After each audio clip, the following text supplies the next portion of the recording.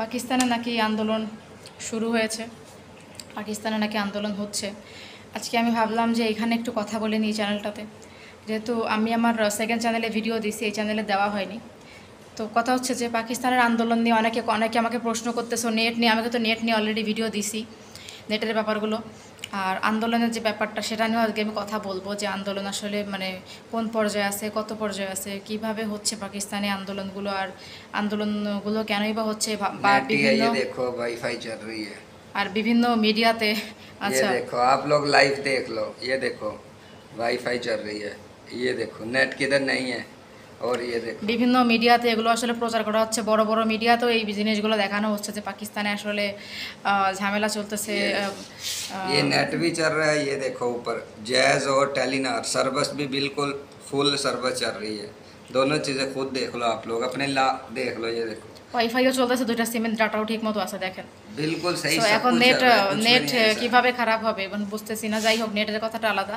এখন আন্দোলনের কথাটা যারা বলতেছো যে আন্দোলন হচ্ছে পাকিস্তানে, ঝামেলা হচ্ছে, মানুষজনকে মেরে ফেলা হচ্ছে, আসলে ব্যাপার হলো আমি নিজেই স্টিল না পাকিস্তানের ইসলামাবাদ সিটিতে থাকি, যেটা পাকিস্তানের রাজধানী।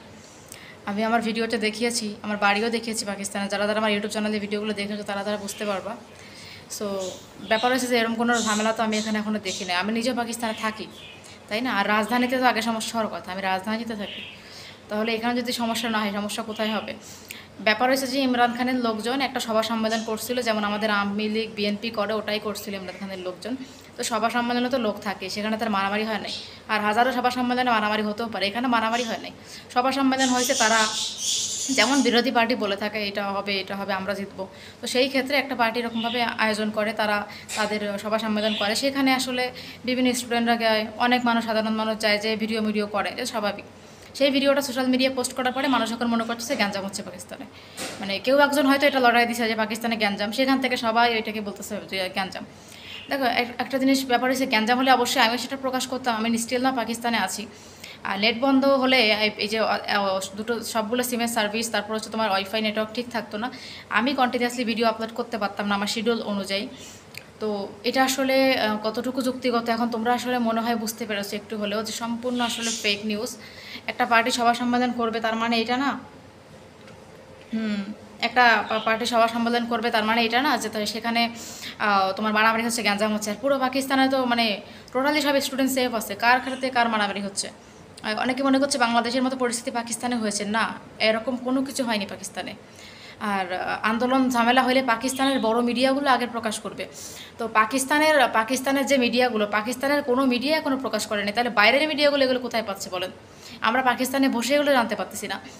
পেশাওয়ারে আমার ফ্যামিলি মেম্বার থাকে, পেশাওয়ারে আমি কয়দিন আগে থেকে আসলাম।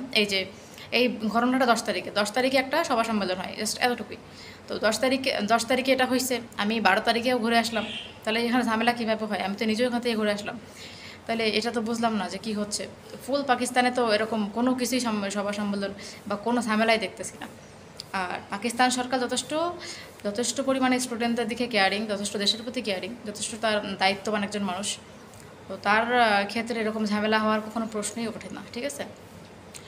ইমরান খান জেলে আছেন অনেকদিন যাবৎ, সেটা আছেন, ঠিক আছে।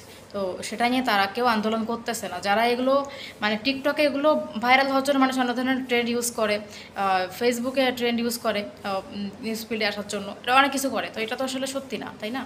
এগুলো আসলে ভাবাও যাবে না, এগুলো সবই সত্যি না, মিথ্যা। আর তার প্রমাণ তো আমি নিজেই, কারণ নেট বন্ধ হলে, আন্দোলন হলে আমি তো আর আমার এই যে আমি ভিডিও আপলোড করতে পারতাম না, অনলাইনে থাকতে পারতাম না, আমি তো 24 আওয়ার্স অনলাইনে থাকি। তো সেক্ষেত্রে তো সব মিথ্যা। তারপর হচ্ছে আমি লাইভ করতেছি 4-5 ঘন্টা করে, তো সেক্ষেত্রে আমি লাইভও করতে পারতাম না। তো ব্যাপারগুলো সম্পূর্ণ বানোয়ার, যাদেরকে এগুলো বোঝানো হচ্ছে। আমি আসলে নাম মেনশন করতেছি না, কিন্তু বাংলাদেশের অনেক টিভি চ্যানেলেও, বাংলাদেশ তারপর হচ্ছে বিভিন্ন মিডিয়ার টিভি চ্যানেলগুলোতে মিথ্যা নিউজ আসলে দেওয়া হচ্ছে, এগুলো সম্পূর্ণ মিথ্যা। কারণ আমি এখনও কোনো রকম প্রবলেম দেখিনি। যদি হতো তাহলে কিন্তু এটা মানে অবশ্যই জানাই দেওয়া হতো অফিসিয়ালভাবে। এরকমভাবে অফিসিয়ালভাবে পাকিস্তানের থেকে কিছু জানানো হয়নি। তো পাকিস্তানের কোনো মিডিয়াতেও আসে নাই। আর এত যদি মানুষ মারা যেত তাহলে তো পুরো বিশ্বের চ্যানেলে আসতো, তাই না, খবরগুলো? তো কোথাও তো কোনো নিউজ আসে নাই, তার মানে এগুলো সম্পূর্ণ ফেক। এগুলোতে আসলে বিলিভ করবেন না আপনারা, সবগুলো মিথ্যা। আর যদি কখনো কোনো ঝামেলা হয়ে থাকে, আর ঝামেলা হওয়ার আদৌ এখনও কোনো সম্ভাবনা যদি হয়ে থাকে, ডেফিনেটলি আমি সবাইকে জানিয়ে দেবো। থ্যাংক ইউ সো মাচ আমার ভিডিওটা ওয়াচ করার জন্য। পাশে থাকবেন।